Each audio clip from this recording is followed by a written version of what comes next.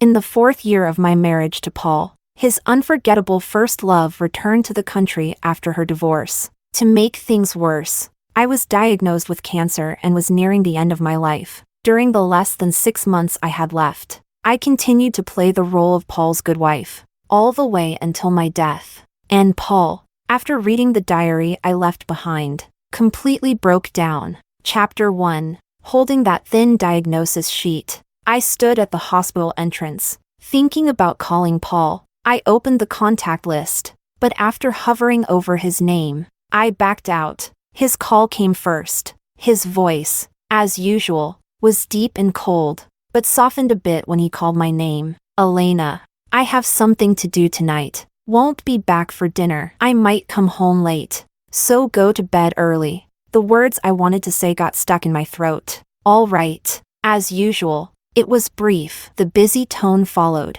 but I kept the phone to my ear. The setting sun on the horizon was as red as blood. Chapter 2. Paul and I have been married for 4 years, and I've liked him for almost 10 years. I was lucky. Paul, pressured by his family, was going on blind dates all the time. I happened to meet him, and since I met his standards, we agreed to get married. Paul needed a wife, and I was just the right fit. He's a cold person, not talkative, doesn't show emotions, and rarely has any expressions. I warmed this block of ice for 2 years, and finally, he melted for me. We started to resemble a normal couple, living through the daily grind, gradually becoming the couple I had always dreamed of. But now, this beautiful dream, which hadn't lasted long, was about to be shattered. Because today, the doctor told me I have pancreatic cancer. I also knew that today was the day his unforgettable first love, Selena,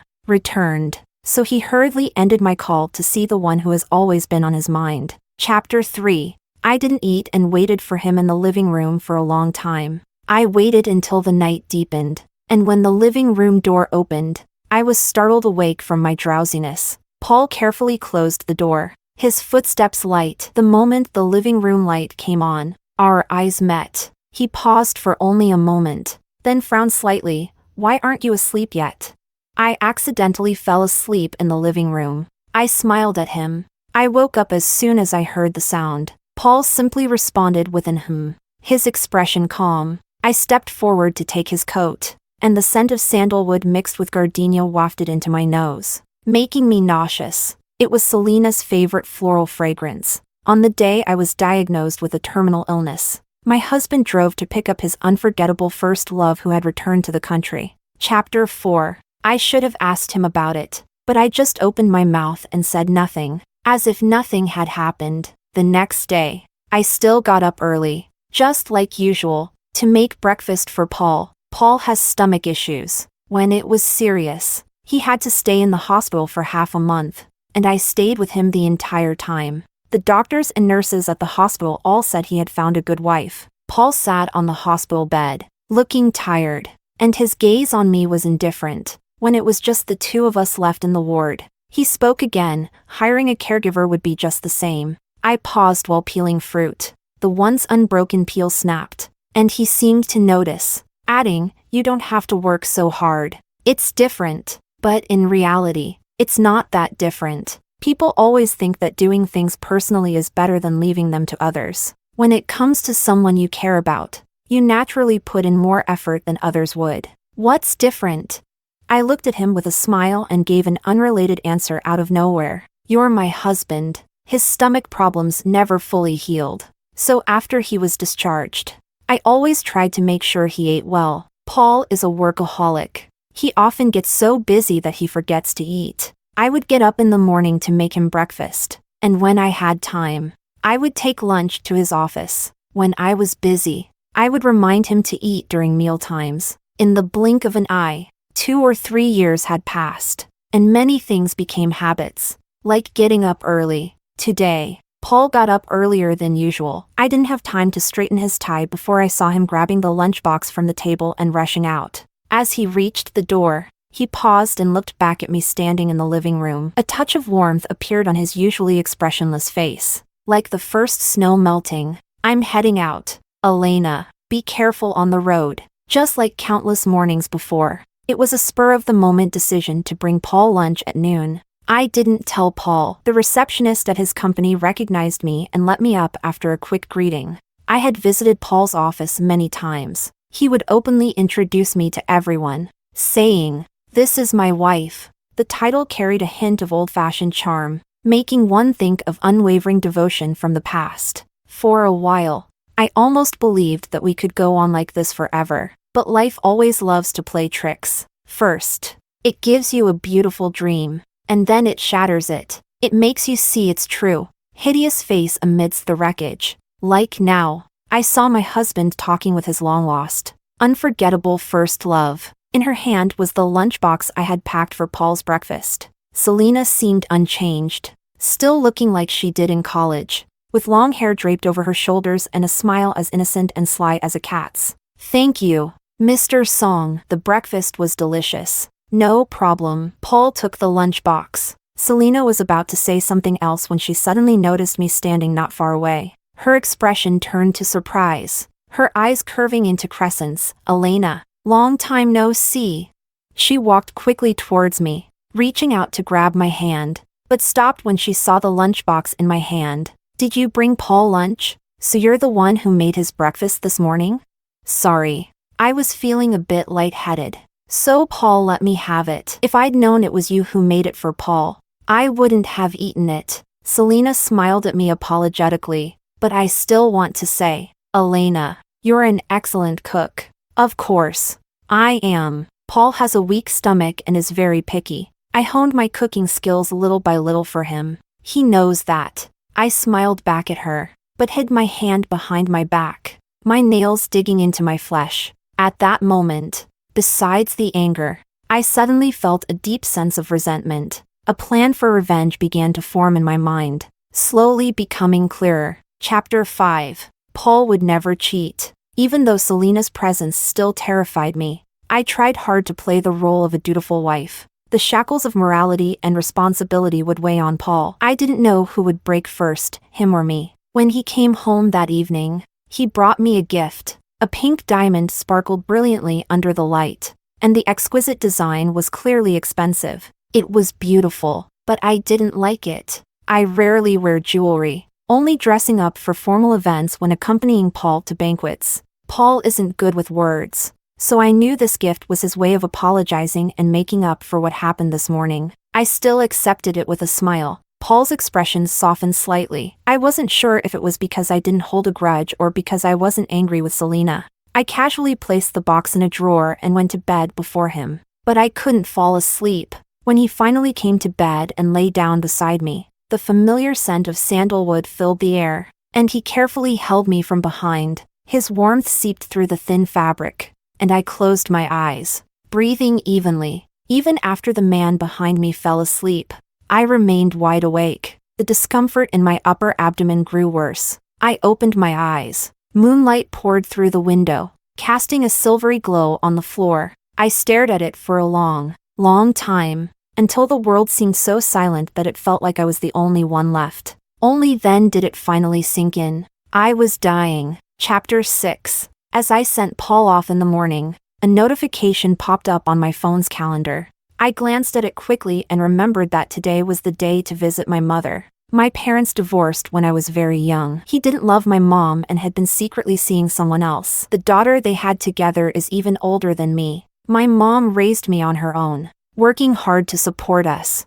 so I vowed to study well. But I was unlucky and became the target of bullying by a small group, even though I did nothing wrong. Maybe it was just my shabby clothes that they didn't like. Or perhaps it was something I said one day that made them hold a grudge. I didn't dare tell my mom, and the teachers couldn't control them. The more I resisted, the more relentless they became. On the day I was surrounded by so many people, I had a moment of recklessness. The rough feel of the brick in my bag offered me some comfort. The leader of the group cast a contemptuous glance at me, about to deliver her judgment. And then Paul appeared. He was smart and knew that this wouldn't be a one-time thing. He made a conscious effort to protect me, shielding me from their repeated attacks. And I made it through those 3 years of middle school in peace. That's why I followed him so resolutely, got into the same university as him, and became a better person. But I was one step too late. Just as Paul was my light, he had also met his light,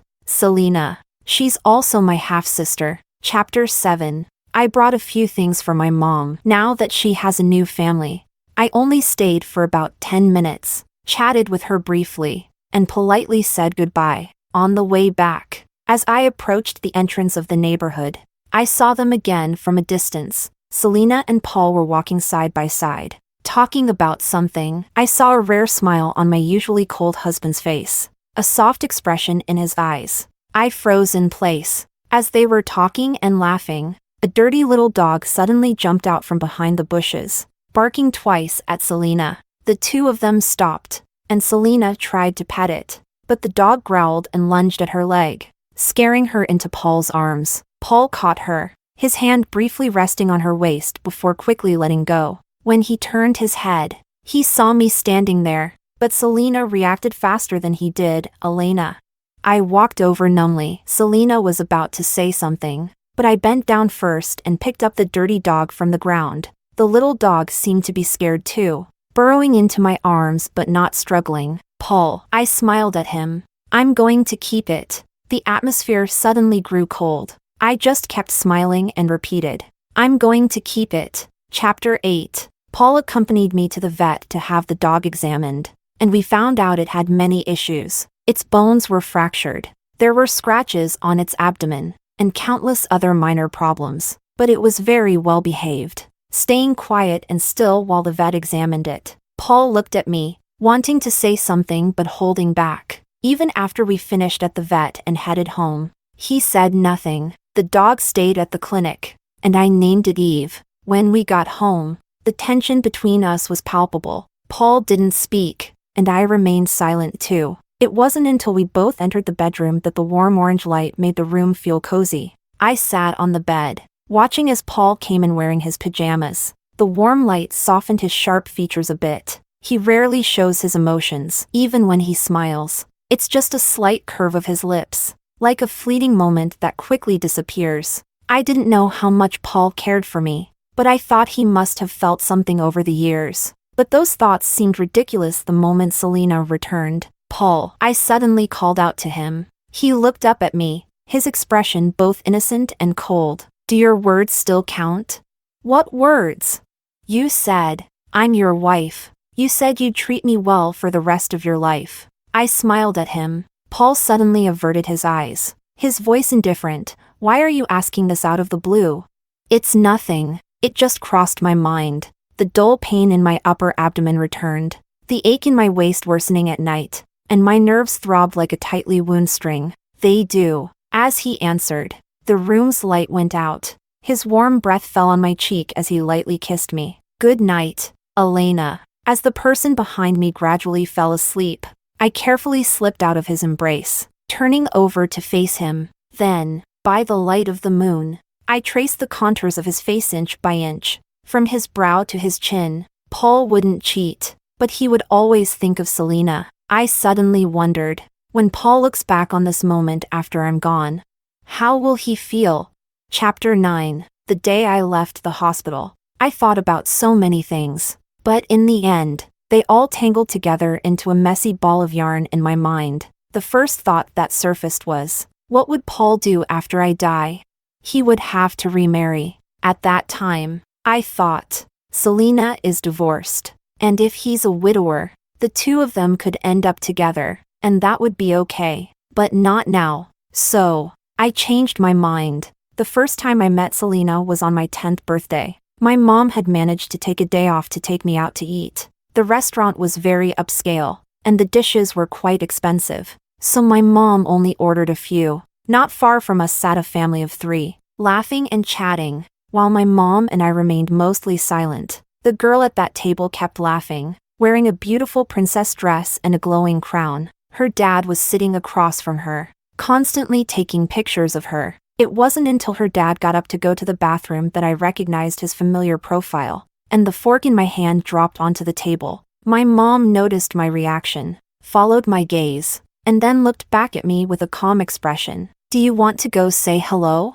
She asked me calmly. After all, he is your father. When my father returned to his seat, the little girl ran to meet him. And he picked her up, lifting her high as they both smiled brightly. I shook my head. The image of my father in my memory was blurry because he was never close to me. On the rare occasions when I wanted to be affectionate with him, he would coldly reprimand me. The fractured image of my father confused me for a long time. Later, I realized that he just didn't love me. All those things that seemed out of reach to me were readily available to Selena. Chapter 10. I continued to act like nothing was wrong, treating Paul well, and occasionally catching the scent of gardenia on his clothes. Sometimes I'd see Selena's social media posts, with glimpses of Paul in the background. Subtle, but obvious. I'd linger on each post for a long time before giving her a like. But I never said anything. Just like before, I maintained the peaceful facade. Yet there was a vague sense of an impending storm. Unlike before, though, I quit my job, brought Eve into our home, and started keeping a diary again. I wrote in it daily, recording the monotonous routines and my physical condition. I began having sleepless nights, with a constant dull pain in my abdomen. I still cooked for Paul every day, but when it was time to eat, I would just stare at the food on the table, with no desire to eat. When I visited my mom again, we only chatted briefly, as usual, before I left. When she wasn't looking, I slipped a bank card with the password into a book on the table. It contained most of my savings. This would be the last time I visited her. She walked me to the door, her eyes lingering on my face as she added, "Take care of yourself." "Thank you. You too." My mom would be fine. She didn't love my dad, and she didn't love me, but she still took on the responsibility of being a mother and raised me to adulthood in good health. In the end, it seemed like karma. My dad went bankrupt, but my mom's luck turned. She married the man she loved, had my little brother, and they lived in harmony. Chapter 11. Paul came home early that evening, just as I finished making dinner. The dishes were steaming on the table. It had been a long time since we had dinner together like this. Since Selena came back, Paul had been getting busier and busier. Paul had good manners. He didn't speak while eating. In the past, I thought it was nice just to sit together like this, even in silence. Paul ate slowly, taking his time with each bite. I only ate a little before losing my appetite as the dull pain in my abdomen returned. Just then, Eve came downstairs and crawled under the dining table.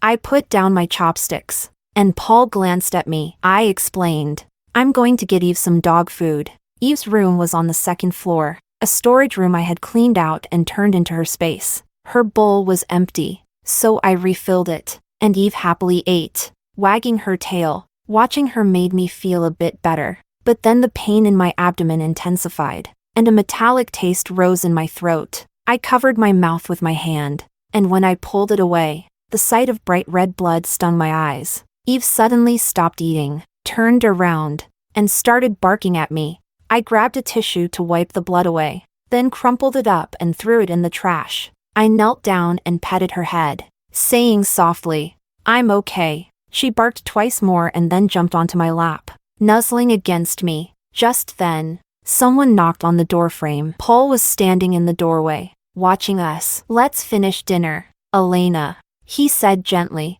I had no appetite, but I forced myself to finish eating, and Paul went to the kitchen to wash the dishes. When he came out and saw me playing with Eve on the sofa, he sat down beside me. "Elena, I've been busy lately, but when things calm down, how about we go to the island? Would you like that?"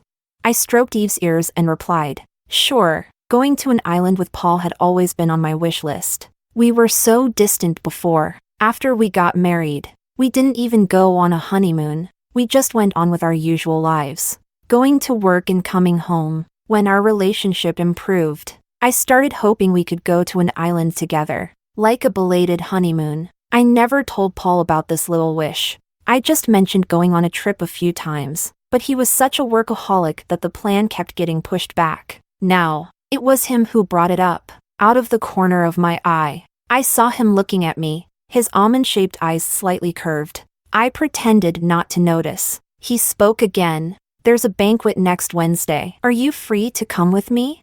I hesitated for a moment, then quickly regained my composure. "I won't go." Paul didn't press the issue, just nodded. My gaze remained on Eve. ignoring Paul completely. With Selena just back in the country, she was still building her network, and she wouldn't miss such a good opportunity. If she asked Paul to take her, he wouldn't refuse. Eve whined softly on my lap, and I petted her head. But Paul probably wouldn't expect that I would show up at that banquet, even if he planned to take Selena instead of me. Chapter 12. I still came. The banquet was dazzling, with men in suits and women in glamorous dresses moving around the hall, glasses clinking as everyone enjoyed themselves. And there I was, standing on the edge, out of place, like an intruder. Paul was easy to find. I had spent years following him, countless times searching for his figure in a crowd. He was wearing a well-tailored suit, standing tall and striking.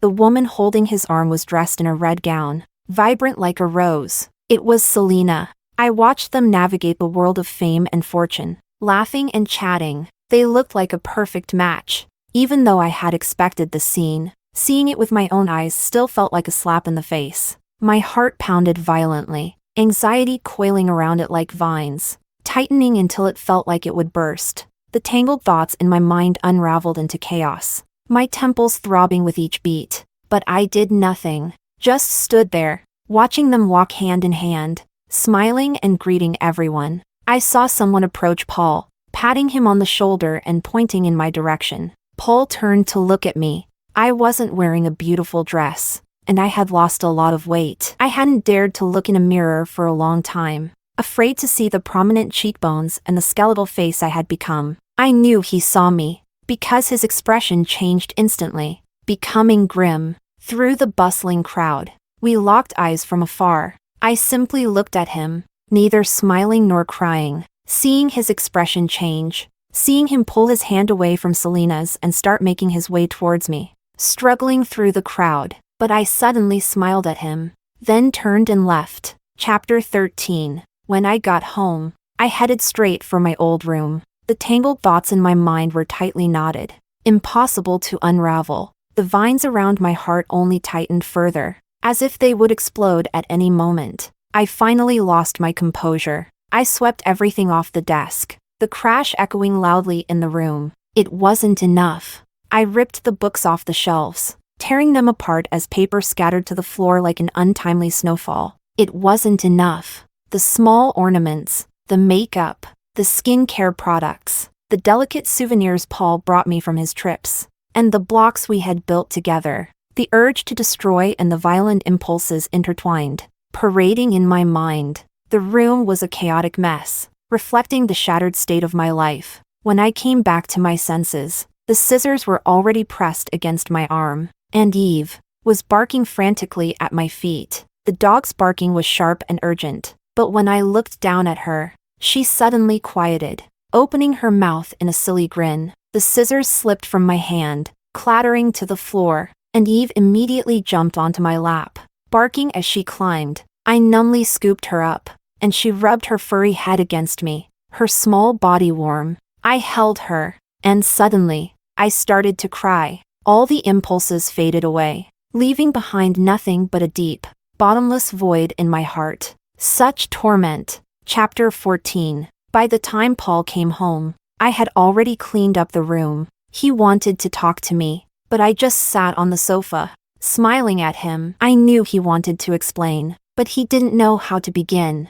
I had been with him for 4 years, navigating the world of fame and fortune with him. Paul wasn't good with words, but he was clear and logical. Every word that came out of his mouth was cold. I was the one who slowly taught him how to handle people, how to deal with the old hands in the industry. Now he was skilled in these situations, but once he was out of that world, he still remained taciturn. In the past, I loved him no matter what, but now I realized, perhaps it was just that we had nothing to say to each other. I smiled as I spoke, cutting off everything he wanted to say. It's okay. I know Selena just returned to the country. She doesn't have a network yet, and you wanted to help her, so you took her to the banquet. Paul's expression changed slightly. It's okay, I said, looking at him, my voice gentle. I don't mind. Paul looked at me, silent. We stared at each other. I kept looking at him softly. After a long while, he finally averted his eyes, But suddenly, he hugged me, holding me so tightly that it was hard to breathe, as if he wanted to embed me into his body. His warm breath brushed against my ear. "Elena, so close. You've lost weight." I smiled faintly, but didn't answer. The scent of sandalwood mixed with gardenia surrounded me, and I had to force down the urge to vomit. Chapter 15. The next morning, I got up as usual to see Paul off to work. I thought he was about to leave, but Paul suddenly stopped in the living room. "Elena." He spoke gently. "I forgot to tie my tie." I sighed softly, went upstairs to grab a tie, and handed it to him. Paul didn't take it. Instead, he lowered his head. "Help me, Elena." I obediently tied it for him, and Paul kept his head down, standing quietly until I finished. All done. Suddenly, I was pulled close. My waist held tightly as we were pressed together. I looked up at him, but before I could say more, his lips were on mine, warm and insistent. Paul gripped my waist as he kissed me fiercely. It was intense, like a beast breaking free from its disguise, full of raw desire. When he pulled away, his eyes were slightly reddened. I looked at him, saying nothing. Paul planted another kiss on my forehead, his lips curving slightly. "I'm off, Elena." I smiled and saw him off. Chapter 16. I arranged to meet Selena. The time was set for 10 in the morning. I arrived on time and waited for her in the cafe for another half hour before she finally showed up. Selena was beautiful, even before my father went bankrupt. She had lived a life of luxury. After my father's bankruptcy, her luck didn't run out. She married abroad, and now, after her divorce, she's back in the country with Paul helping her at every turn. So lucky. Selena sat across from me, her makeup flawless, her smile sweet. Meanwhile, I had dark circles under my eyes. I was thin, and I looked terrible. "Ellie, why did you suddenly want to meet?"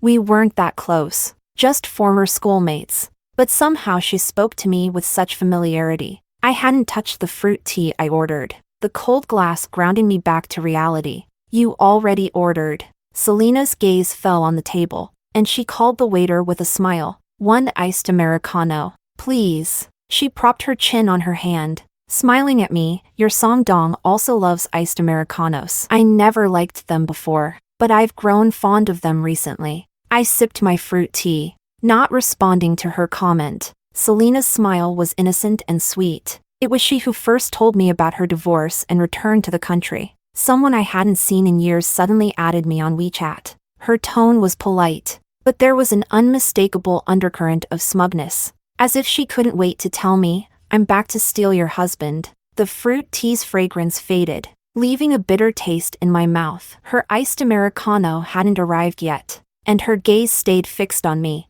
When I looked up at her, her smile deepened. "By the way, I have to thank your..." A sudden, loud noise spread through the cafe. A few guests craned their necks to look our way. Selena's face turned to the side, a red mark blooming on her pale cheek. She seemed stunned by the sudden slap. She turned back to me, holding her cheek. "Ele." I didn't want to hear her say my name, and one slap wasn't enough to vent my anger. I picked up the fruit tea and poured it over her head. The dark liquid dripped down her hair, onto the table, and spread across her white shirt. Lemon slices, peach pieces, and fruit pulp clung to her hair, clothes, and bag. Her makeup wasn't waterproof.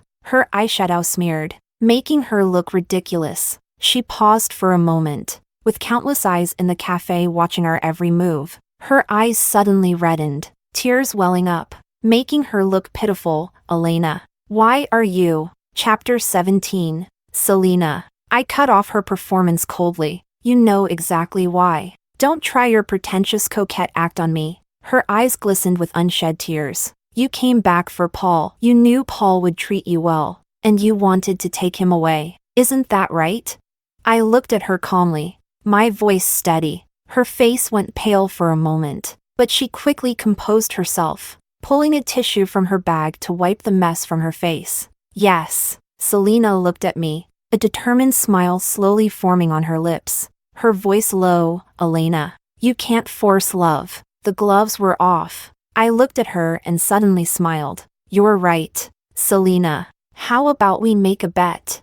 If you win, he's yours. I'll step aside, and you won't have to worry about being labeled the other woman. Selena looked at me, smiling sweetly. All right. Chapter 18. When Paul came home, I was in the room writing in my diary. Hearing him open the door, I put down my pen and tucked the diary into the drawer. Paul had been coming home early lately. Sometimes, in the evenings, he would join me for walks with Eve. One night, as I was reading in bed, he suddenly came over and pulled me into his arms. I leaned against him, feeling the warmth of another person's body. He rested his chin on my head, reading along with me from the melodramatic romance novel I was holding. The story reached a point where the male lead stood up for the second female lead, and the second female slapped the female lead, who cried out, "But I'm your wife!"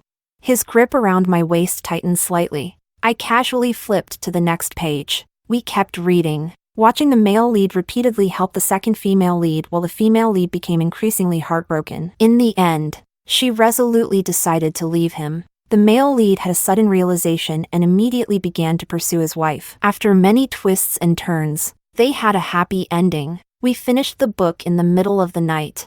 I remembered the sleeping pills in the other room and tried to slip out of Paul's arms, but he didn't let go, holding me tightly. "Paul Song?" I called his name.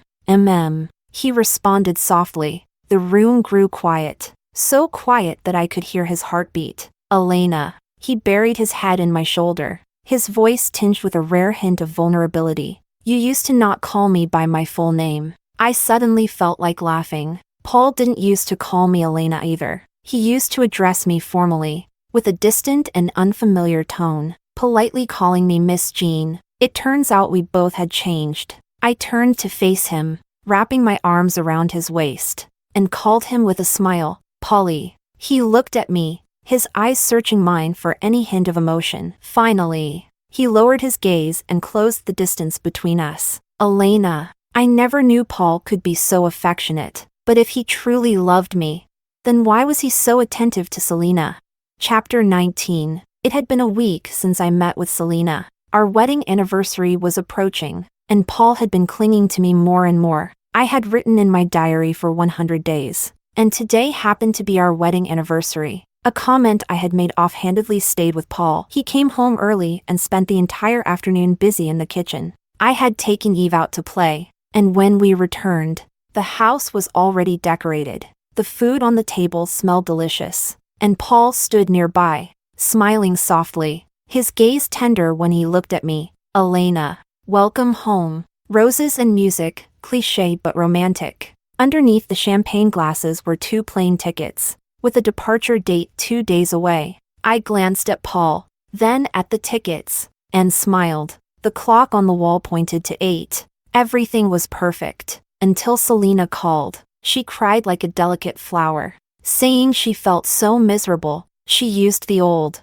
intimate nickname they had shared, "Polly." "I feel so terrible. I'm here all alone, unfamiliar with everything. Can you come help me, please?" "Polly." The romantic atmosphere came to an abrupt halt. Paul looked at me, just one look, and I understood. "Elena."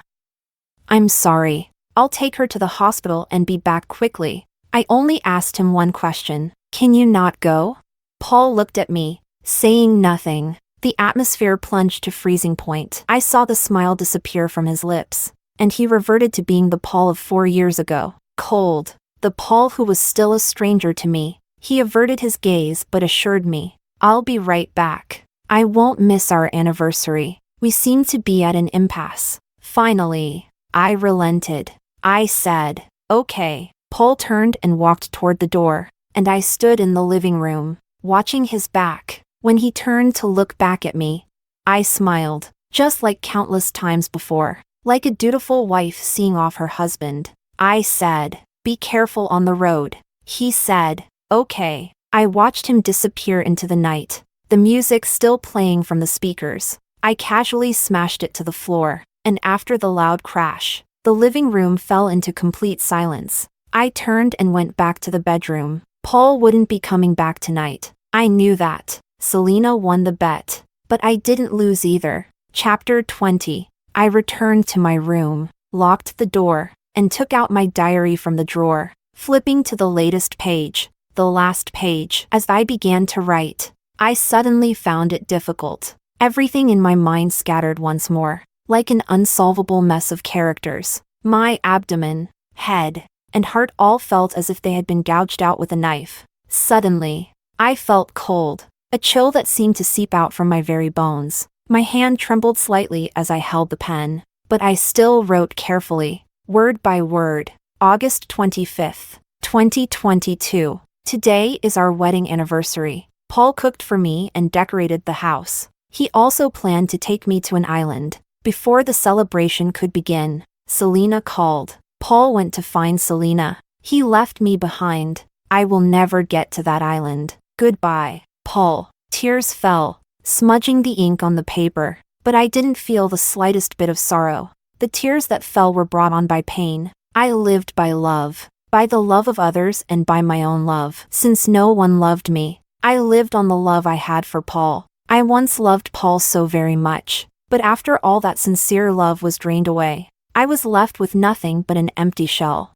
Like a candle burning down to its last bit of wick, it wouldn't last much longer. My last bit of love for Paul vanished completely today. When I finished writing the last word, I sat at the desk and burst into laughter, laughing freely. My part in this play ended today. Why did I hide the truth from Paul? Why did I keep pretending not to see their indiscretions? Why did I give Selena the opportunity?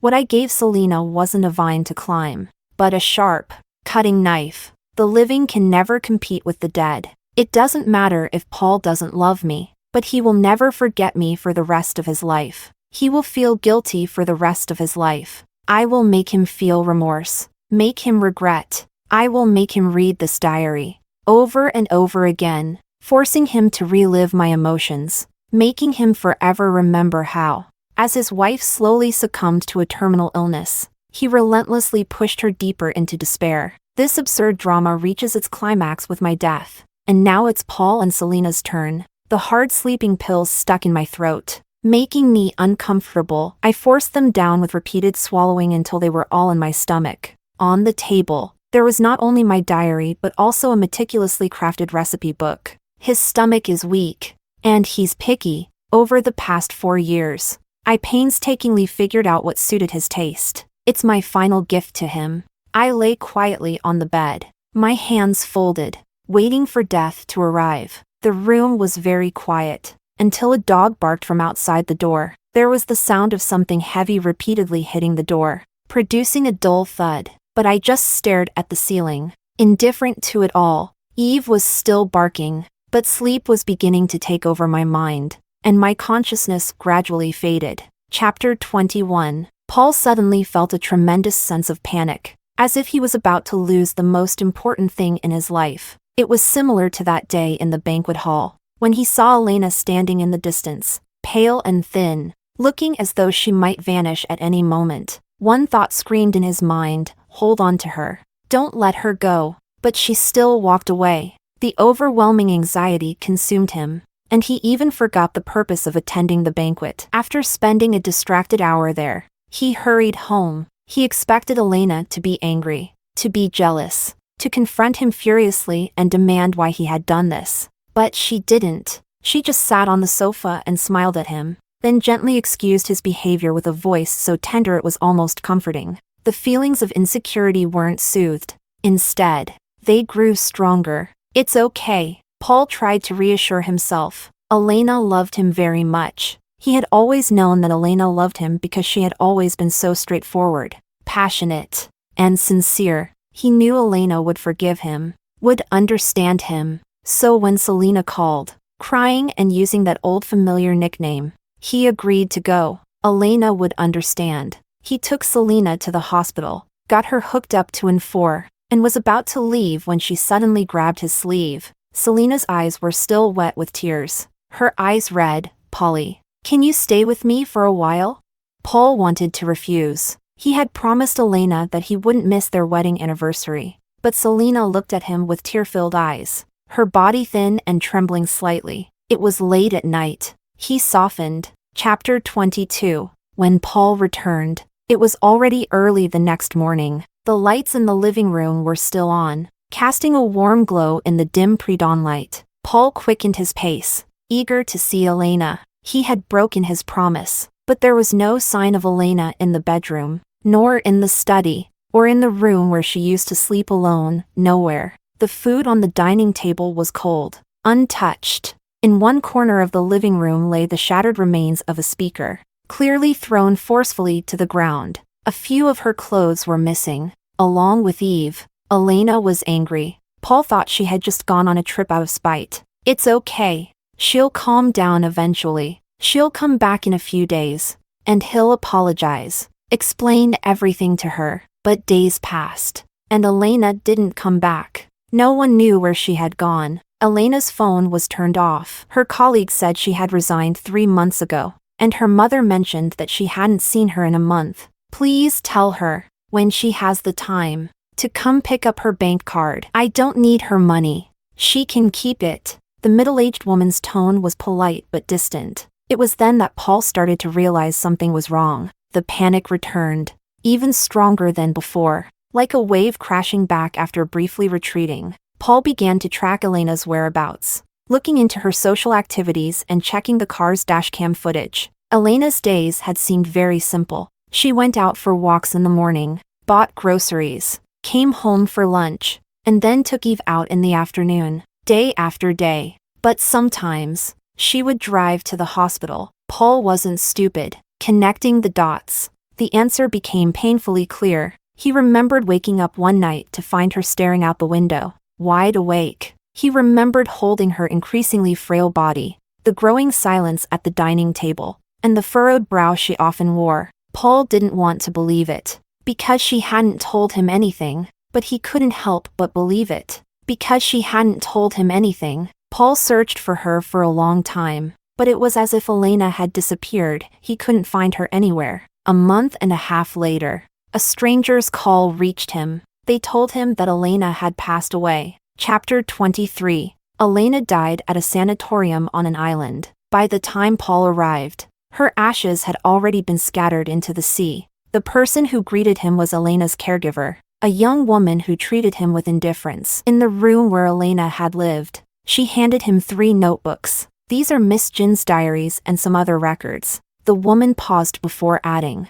Elena asked me to burn them, but I thought Mr. Song should see them. As she was leaving, she gave Paul one last look, her eyes cold and unforgiving. Paul sat in the room quietly for the entire afternoon. The afternoon sunlight streamed through the window, filling the room with warmth, but he felt a choking sense of suffocation, as if someone were gripping his throat. It wasn't until midnight that he finally opened Elena's diary. All the details he had deliberately ignored, the hidden tears and blood, all the pain she had swallowed alone, unraveled before him, weaving a sharp web that tore his heart to pieces. Chapter 24. May 17, 2022. The doctor said I've been diagnosed with pancreatic cancer. He looked at me with a touch of pity. Honestly, I didn't catch much of what he said. The gist was, it's incurable. The doctor suggested I start treatment and get hospitalized as soon as possible. I don't want to. I don't like hospitals, the cold walls, the pervasive smell of disinfectant, and the oppressive atmosphere. And there's no one to stay with me. I thought about calling Paul, but I didn't know how to start. What should I say? Should I tell him I'm dying? Maybe it's better not to say anything. But Paul called me. He said he had something to do tonight and would be home late. I suddenly remembered that Selena was supposed to come back today. Did Paul go to pick her up? May 18, 2022. I went to Paul's office to bring him lunch. I ran into Selena. She's just as beautiful as ever. The lunch I made for Paul this morning was eaten by her. I was furious. But then I figured, once I give something to Paul, it's his. He can do whatever he wants with it. May 21st, 2022. Went to see Mom. She's doing well. I thought about telling her, but then decided against it. Mom is happy now. I shouldn't disturb her. On my way back, I ran into Paul and Selena, and a little dog. I decided I wanted to keep it. As soon as the words left my mouth, I saw Paul's expression change, but I'm keeping it anyway. The vet asked me what its name was. Let's call it Eve. Eve, Elena, May 22nd, 2022. Last night, before bed, I asked Paul if his promises still counted. He said they did. I wish I were a bit more foolish. Then I wouldn't have noticed the way he avoided my gaze. Paul. Those who betray true love should swallow 1,000 needles. May 25th, 2022. I saw Paul and Selena's post on social media. It was a dinner with some young entrepreneurs. And in the bottom left corner, a small part of his face was visible. Her caption read, "It's great to have a big shot in the business world as a friend." I thought it was great too. So I gave her post a like. May 28th, 2022. Eve has been home for a few days now, and the pet supplies I ordered online have arrived. I went to the delivery station to check, and the owner had packed them all together. There were quite a few. When Paul came home, I asked him to help me pick up Eve's packages. He said okay, then turned and went to the study. I hope he remembers. June 1st, 2022. Children's Day. I took Eve out to play for the entire day. On the way back, I passed by the delivery station and decided to go in and pick up the packages. The station master was very kind and offered to help me load them into the car. Eve's room is on the second floor. I didn't wait for Paul to come home. June 7th, 2022. My sleep quality is terrible. I can't seem to fall asleep. During the day, I took Eve out and passed by a cake shop. I realized I hadn't had any dessert in a long time, so I bought a box of tiramisu. But when I brought it home, I suddenly lost my appetite. I used to really enjoy it, but now, looking at the sticky cream, I just felt nauseated. June 19th, 2022. Paul seems to be getting busier. He often tells me not to wait for him at night. As he fades out of my life, he appears more frequently in Selena's social media posts. Sometimes, I envy Selena. When she was young, our father loved her. When she grew up, her husband loved her. And after her divorce, my husband loved her too. But it seems like I have nothing. June 25th, 2022. I'm completely unable to sleep now. Awake all night. The pain gets worse. It hurts when I stand. It hurts when I sit. It hurts when I lie down. It hurts so much. The person in the mirror looks terrible. There's a faint yellow tint to my complexion. June 30th, 2022. Paul came home for dinner. I haven't had a proper meal in a long time. When I force myself to eat, it only ends up coming back up. So I just nibble a little. I excused myself to go feed Eve. Then, I coughed up blood. I've only ever seen this on TV, where the heroine has a terminal illness and coughs up blood. Looking delicate and tragic. I didn't get the heroine's treatment, but I did get her disease. It's not such a big deal, just a bit of blood. Compared to the pain and insomnia, coughing up blood almost seems insignificant. July 5th, 2022. Paul asked if I wanted to go to a banquet with him. I said no. I haven't looked in the mirror for a long time. I don't sleep well at night, and I can't eat. This morning, while brushing my teeth, I happened to glance up and see a stranger in the mirror. Hollow cheeks, slightly protruding cheekbones, dark circles under the eyes, and pale lips. I seem to have aged so much all at once, but I'm only in my 20s, in the prime of my life. It will only get worse toward the end. Weight loss, jaundice, abdominal pain, nerve damage, it will all cling to me like a shadow, tormenting me until I die. I don't want to die looking so ugly. July 11th, 2022. I broke my promise. I went to the banquet after all. Paul and Selena looked so well matched. If I weren't losing my mind, I wouldn't have had that thought the moment I saw them together. Later, Paul saw me. He wanted to come over, but I ran. I realized I was starting to lose control of my emotions. If Eve hadn't been there, I don't know what I would have done. July 18th, 2022. Abdominal pain, insomnia. I vomited again after eating. July 22nd, 2022. The scissors in the room were stained with blood. I only realized my arm was cut when I came to. I quickly bandaged it up. It wasn't the first time. I'm planning to go to the hospital tomorrow to get some sleeping pills. July 26th, 2022. abdominal pain, vomiting blood. The pain gets worse after eating. I don't want to eat anymore. July 30th, 2022. I nearly passed out from the pain while lying in bed. When I came to, I saw Eve by the bed, licking my hand. I patted her head. I picked up my phone and opened social media. The first thing I saw was that Selena had gone to the beach. The 9-grid photo was beautiful. In the last photo, I saw Paul's hand. He was still wearing our wedding ring. August 1st, 2022. Pain. August 5th, 2022. Went to the hospital and got painkillers. August 15th, 2022. I met with Selena. She's so beautiful. I haven't looked in the mirror for a long time. I know I've become very ugly now. August 20th, 2022. The sleeping pills seem to be losing their effectiveness. The doctor advised me to get hospitalized. He said it would get more painful as time goes on. I refused. I wasn't planning to live until the end anyway. August 25th, 2022. The original writing was crossed out in black lines. 2 new sentences were added. Elena died on this day, but Eve saved her. Chapter 25. August 25th, 2022. I was supposed to die today, but Eve wouldn't let me. She kept barking so loudly, making such a fuss. She barked so much that I couldn't sleep. She barked so much that it annoyed me. She barked so much that I couldn't take it anymore. With the last bit of consciousness I had, I dialed 120. A few hours later, I woke up, and 4 drip attached to my arm. A nurse stood by my bed. "Where's Eve?" She seemed momentarily confused. "Eve is."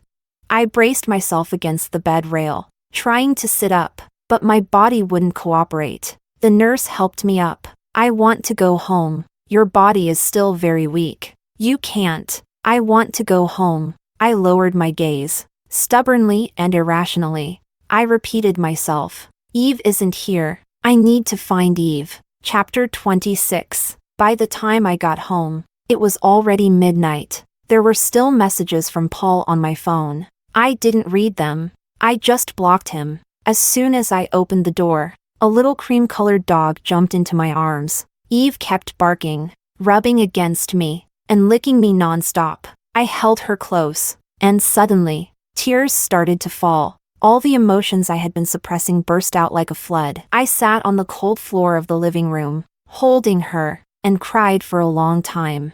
I cried until my eyes were swollen. Finally, I buried my face in her fur and whispered in a voice that only the 2 of us could hear. "Eve, let's leave. I want to go somewhere where no one knows us. Just me and Eve. And love." I'm not sure if Eve understood my words. She just looked at me with those earnest eyes, and then slowly, carefully, wiped away all my tears with her little face. "There's no one in the world who loves me, but a dog will. A dog will always love the person who took it home. Eve will always love Elena." Chapter 27. I left that very night for an island and settled into a sanatorium. Life on the island was as beautiful as I had hoped. I spent my days playing on the beach with Eve and chatting with the townspeople. In the evenings, we'd go for walks by the sea. I love the ocean, the endless waves and the salty sea breeze. Just looking at the sea, my heart inexplicably calms down. I hired a caregiver, a young girl who was both beautiful and capable. After a few days of helping out, I told her that things might get tougher later on. When she saw me coughing up blood, she asked what illness I had. "Pancreatic cancer." I casually threw away the blood-stained tissue as I replied. Zhao Mian's eyes instantly welled up with tears. I panicked a little, unsure how to comfort her. The girl looked at me, and the tears started falling. "Sister Elena, you're only in your 20s. Her tears fell onto my hand, burning it with their heat. Why did you get this disease?" Girls can easily empathize with other girls, even though we hadn't known each other for long. Even though she didn't know much about my life, the sadness and sorrow she felt for me were so genuine. I wasn't actually sad. I had gotten used to it. But when she gently held my hand and, choking back tears, asked me, "Does it hurt a lot?" I cried anyway. The illness had long since tortured me beyond recognition. From the moment I opened my eyes, the pain woke up with me, and then it followed me everywhere. I couldn't eat. All those delicious foods I once loved now tasted like wax. I didn't dare eat, because it hurt more after I did. The suffering wasn't just physical. The insomnia led to nerve damage, and with no one to talk to, I had to chew on this pain day after day, all by myself. The only one with me was Eve. A dog can't speak. She would just circle around me anxiously when I was in pain, barking in distress. But when I held her, she would stop barking. She would just quietly lick my hand. It hurts, I told her. It felt like a complaint, almost like a plea. These were words I should have said to someone who loved me, but I couldn't find anyone to say them to. I couldn't tell my father, because his only daughter was Selena. I couldn't tell my mother, because my mother now belonged to someone else. I couldn't tell Paul, because he was planning a future with Selena. In the end, I said it to someone I didn't even know that well. Chapter 28. I stopped going to the hospital for treatment. It would only prolong my agony, stretching out the painful days. I survived on painkillers and sleeping pills. I grew thinner by the day. When I occasionally looked in the mirror, the person staring back had sallow skin and a gaunt face, nothing like a girl in her 20s. So ugly, I thought. Life is like a flower that withers all too quickly. I started losing the ability to walk. Emma would push me outside every day to soak up some sun, watching Eve play on the lawn. Sometimes, I asked her to take me down to the beach, to feel the sea breeze. Eve didn't mind that I was ugly. She still wanted to kiss me, but I wouldn't let her anymore. Emma stopped asking about my illness. She just chatted with me about everything, my past, her past, gossip, whatever. One day, while tidying up, she found my wedding ring hidden in a drawer and exclaimed, "Elena, you're married?" "Yes. And your husband?" She stopped mid-sentence, seeming to realize something. I just smiled. He doesn't know. He doesn't know I'm sick. And he doesn't know I secretly came here. "Are you divorced?" Emma blurted out, then quickly covered her mouth in embarrassment. "No." "Then why?" I smiled but didn't answer her question, changing the subject instead. Chapter 29. Life on the island passed quickly. All joyful times are brief. I was reaching my limit. The painkillers had stopped working. The pain had become unbearable. I couldn't eat anything. I hid a knife in my room. Sometimes, I'd hold the knife against my wrist. But then I'd see Eve sleeping peacefully, and I'd put it down. Living had become a burden to me. I hardly went out anymore, but lying down hurt too. So Emma would come and chat with me, telling me gossip from the town. She told me about how her neighbor's daughter and her boyfriend were going through a breakup, fighting every night. The girl eventually slashed her wrists, threatening suicide to stop the breakup. It was a scene of madness and hysteria. Emma shook her head. It was a terrifying sight. How could someone use their life to save a relationship? Because she once loved too deeply. That love turned into an obsession. That's when you become resentful, hysterical. I smiled at her. I used to be like that, because I've never been loved in this life. I've always craved it. Emma looked at me in shock. I never would have guessed. "Elena, you're so gentle, because now I have Eve." Try to help her, Emma. In the end, we all have to let go. She still has a chance to cut her losses and start over. But I don't. Chapter 30. I really can't hold on any longer. Chapter 31. I asked Emma to take me for a walk. The beach was nearly empty by the evening. We walked slowly, stopping often. The road was quiet. Eve didn't bark. When Emma pushed me back to my room, Eve followed us inside. I hadn't let her in the room for days. She ran to my bed, trying to jump up and snuggle with me. I asked Emma to take her out. She refused to let Emma carry her, dodging left and right, baring her teeth and growling, very fierce. "Eve." I called her name. She quieted down, looking at me with inexplicable sadness in her eyes. I looked at Emma. She picked Eve up and carried her out. Eve barked a few times outside the door. The sound faded away. I thought of the first time I met her. She was filthy, so thin, looking so pitiful. Later, the vet said she was full of ailments and had been abused. If only I'd met her sooner. The pain blurred my consciousness. I hope in my next life, I can bring Eve home sooner. Let her be a happy, healthy little dog, never starving, never freezing, never being mistreated. And I can learn to love myself sooner. Epilogue. Chapter 1. When Emma opened the door, a tall, thin figure was already standing outside the courtyard. It was Elena's husband. She didn't know when he had arrived, but there was a layer of frost on him. When he saw her, he gave a stiff smile, like a puppet on strings. Miss Zhao, could I trouble you to take me to see the places she used to frequent? Emma didn't reply. She didn't like this man. Elena had always been very secretive about her marriage, and Emma could only glean bits and pieces about her relationship through indirect questions. Of course, she was curious. One day, while helping Elena tidy up her room, she accidentally knocked a book off the table. A notebook fell out and opened. She admitted she was curious. As she bent down to pick it up, she glanced at the contents. It was Elena's diary. Paul's name filled most of the pages. In her early 20s, still full of imagination, Emma pieced together a story of a woman who had secretly loved someone for years but ended up marrying someone else. But when the man came to deal with Elena's belongings, she saw that he wore a wedding ring identical to Elena's. And when she saw the name Paul on his signature, she was stunned. If Elena had married the man she had loved for so long, then why had she come here to slowly wait for death alone? What had happened that made her never see the man she had once loved, even until her death?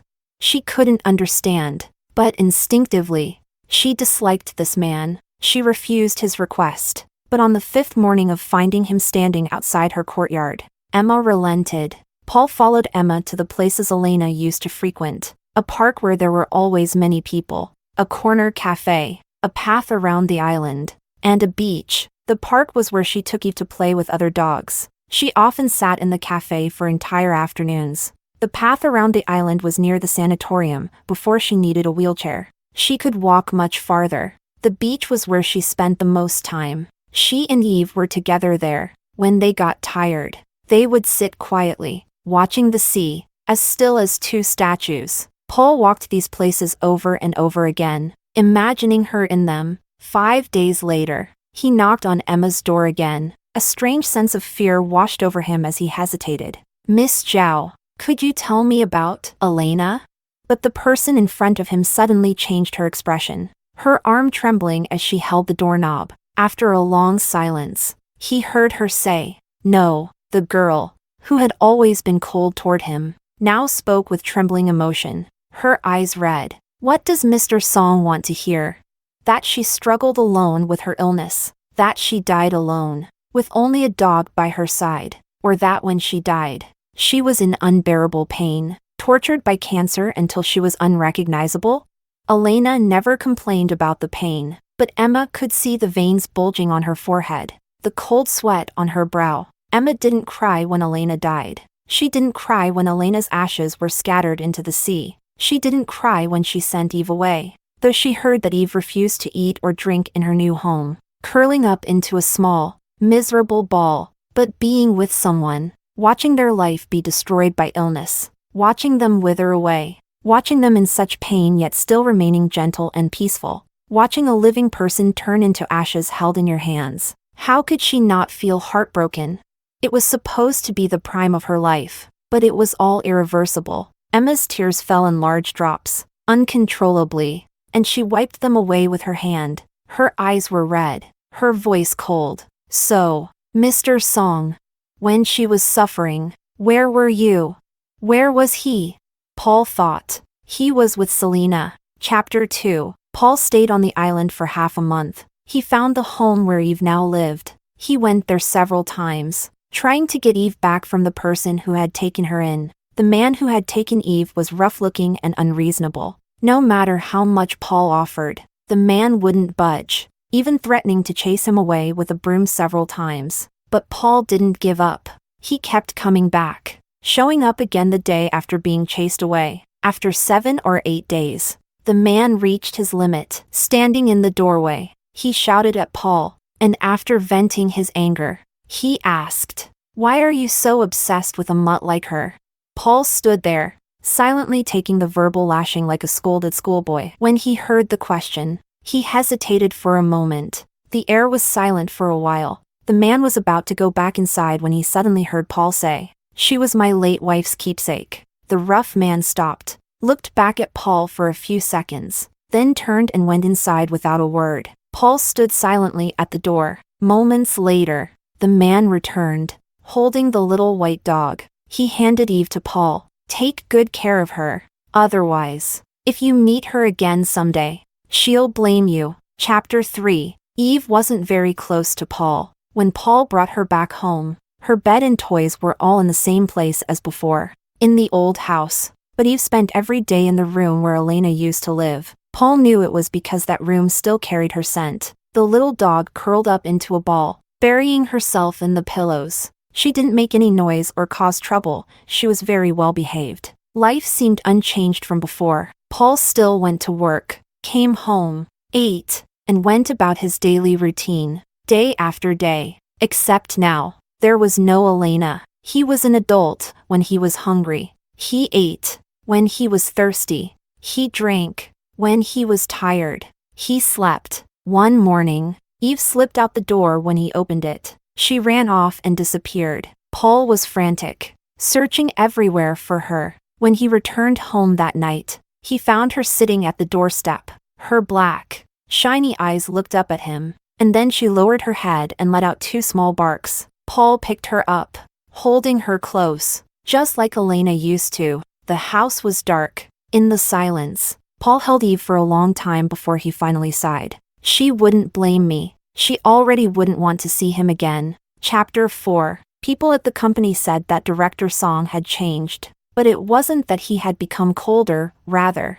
he had become more gentle. Director Song used to be very sparing with words, always with a cold expression. Recently, though, he had been smiling more often, offering gentle praise for even the smallest things. The employees whispered among themselves, "If Director Song wasn't married, that smile would really take my breath away." What happened to Director Song? Did someone possess him? He's like a different person. Could it be? One of the girls laughed over her coffee. That Director Song was influenced by his wife?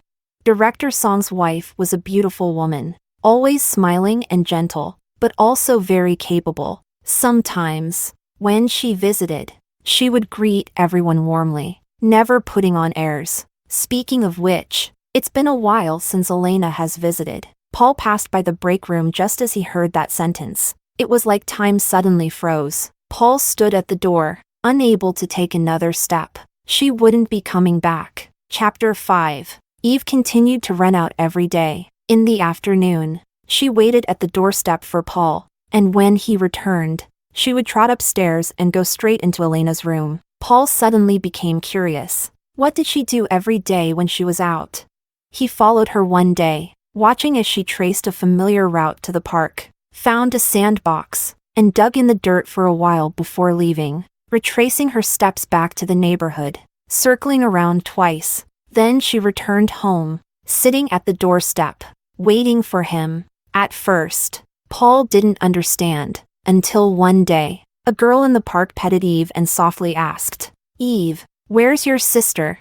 Eve barked twice, then fell silent, and suddenly, Paul understood. This was the route Elena used to take Eve on every day. Even though Elena was gone, Eve still walked the same path. Chapter 6. That day, when Paul returned home, he followed Eve into Elena's room. The little dog crawled under the desk and pulled out an empty bottle. Paul picked up the bottle and looked at it. It was a bottle of sleeping pills. Suddenly, he remembered the line that had been crossed out in Elena's diary. "I can never go to the island again. Goodbye, Paul." Elena died that day, but Eve saved her. The empty bottle of sleeping pills, the scratches on the door, the tear-stained words, the unanswered messages, and the Elena who was supposed to die that day. All the grief that had been held back suddenly surged like a tidal wave, overwhelming him. Regret transformed into a monstrous force, devouring him and gnawing at him repeatedly. Paul collapsed onto the floor, replaying the details of that day over and over in his mind. It was like self-torture, recalling it again and again. What the hell had he done?